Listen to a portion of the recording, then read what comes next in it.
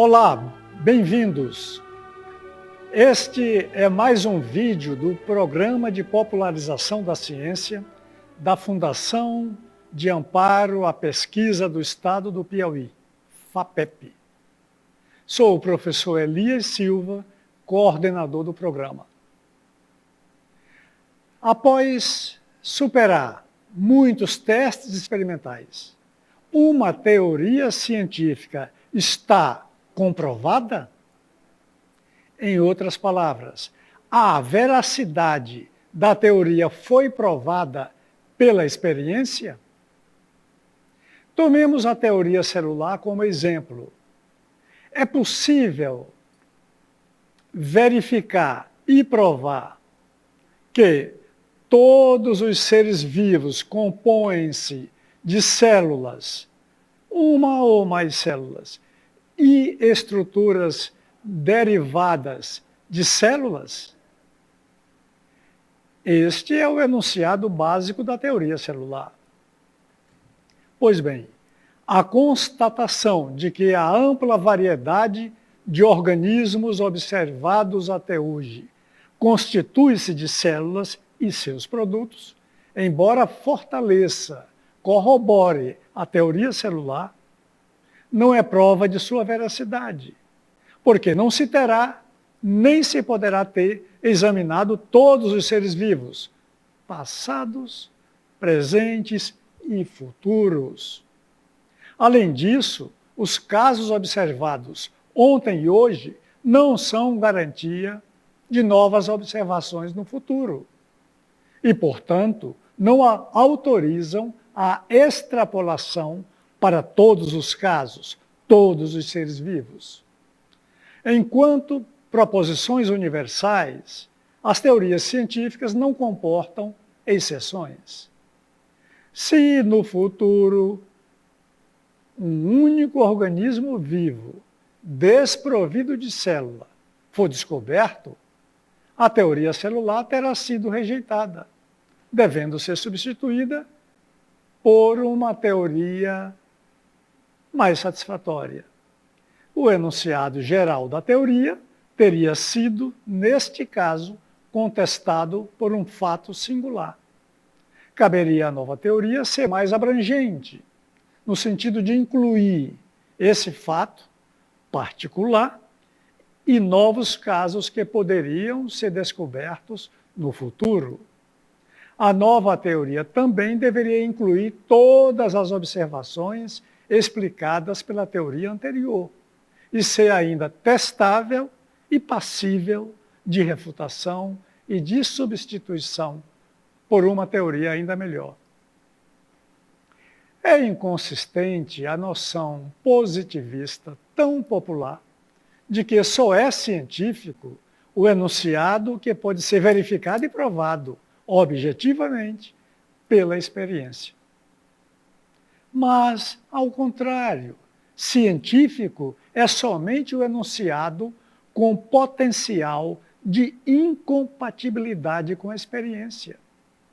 Ou seja, enunciado que pode ser contestado e refutado.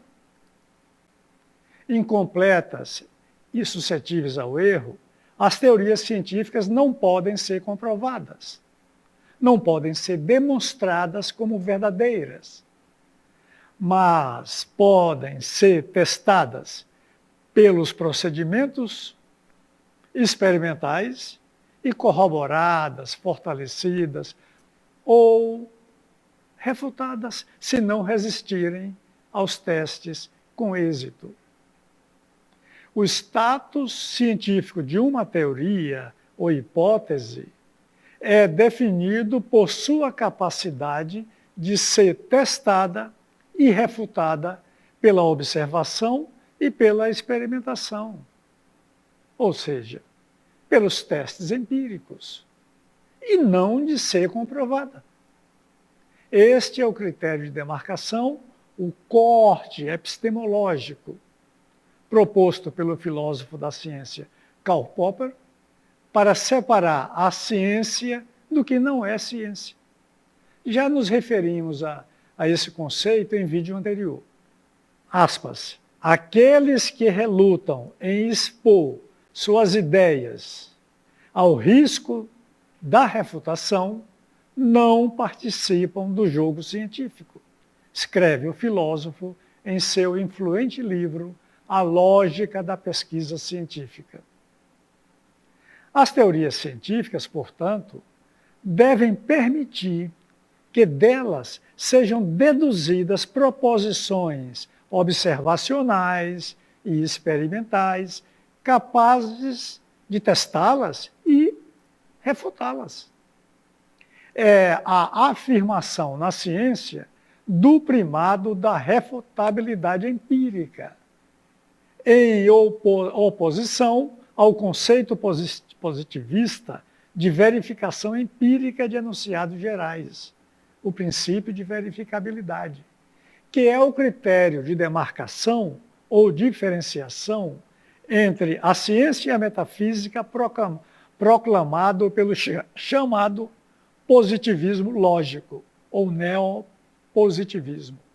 O princípio de verificabilidade não é válido como critério de cientificidade, porque a verificação experimental definitiva de enunciados gerais, como as teorias, não é possível.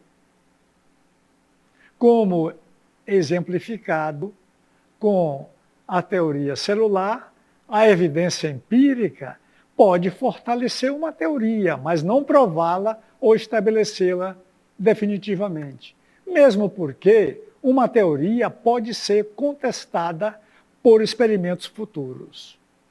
Com base no princípio de refutabilidade, o critério popperiano de cientificidade ou demarcação, ciência não ciência, é fácil entender que certas proposições, a exemplo daquelas que exprimem convicções sobre Deus, céu, inferno, almas, imortalidade, vida após a morte, reencarnação e outros entes e conceitos religiosos, são desprovidas de conteúdo empírico e, consequentemente, de significação científica, em virtude de seu caráter não testável e não refutável.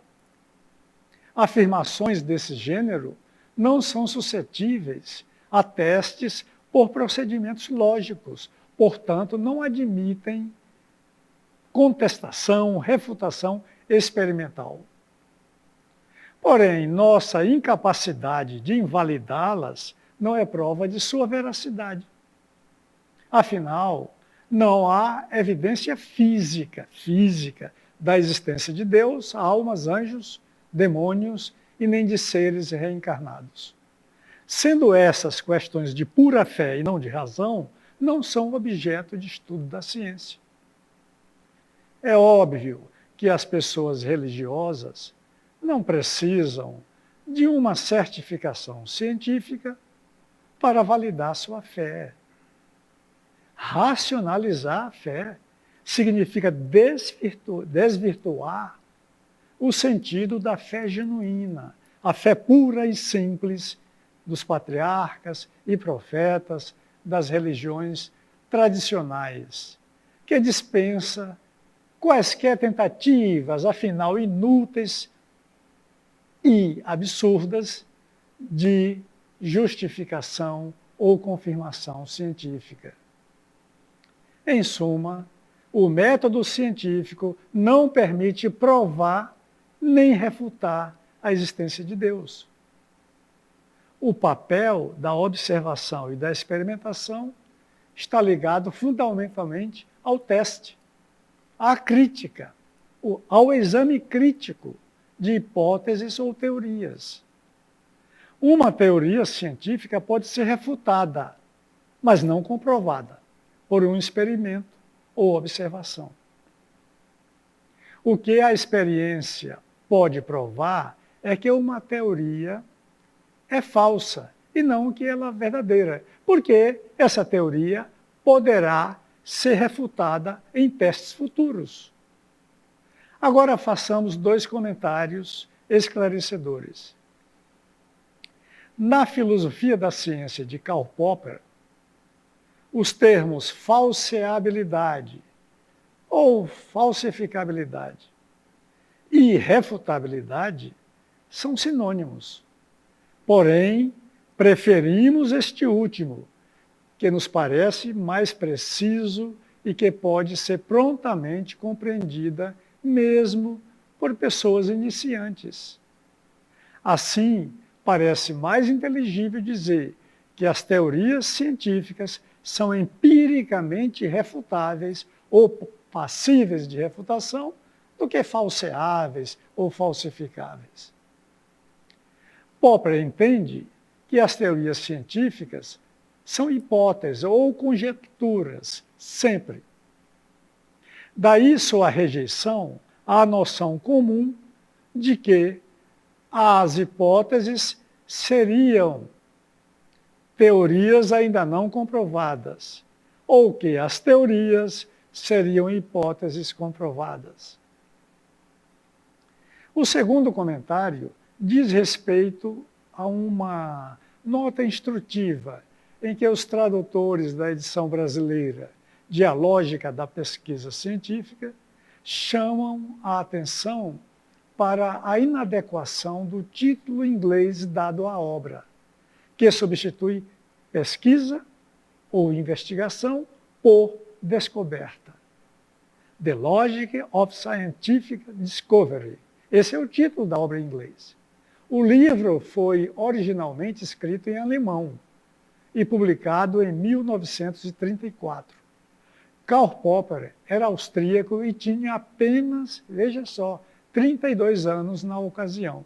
As descobertas científicas são tão frequentemente permeadas pela intuição e pelo acaso, como já vimos em um vídeo anterior, que seria inoportuno, para dizer o mínimo, admitir uma lógica da descoberta científica, ou seja, de regras ou procedimentos racionais que conduzam à descoberta de novos fenômenos ou à formulação de novas teorias. Em vez disso, o que se admite é uma lógica da crítica, da avaliação crítica de teorias propostas, que não tem relação com a maneira como elas foram concebidas. Abaixo, na descrição, encontram-se referências de alguns livros de Karl Popper, o mais influente filósofo da ciência do século XX e talvez de todos os tempos. Obrigado por assistir.